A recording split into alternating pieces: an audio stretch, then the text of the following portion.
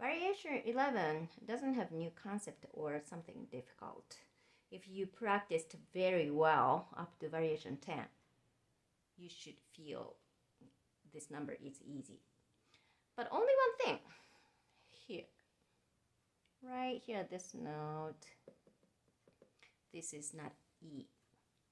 I want you to take a look at very well and read.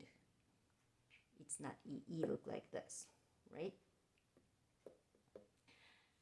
And since this is relatively easy, it's perfect timing to check your hand shape.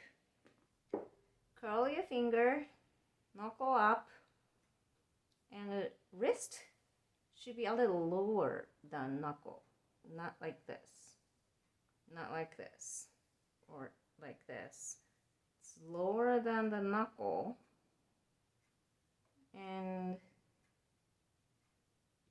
curl your finger. Use the tip of pinky and the thumb, like a poking.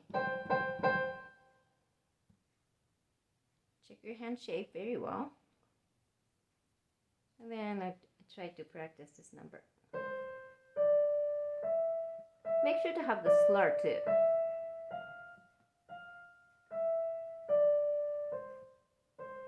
1, 2, 3, 4.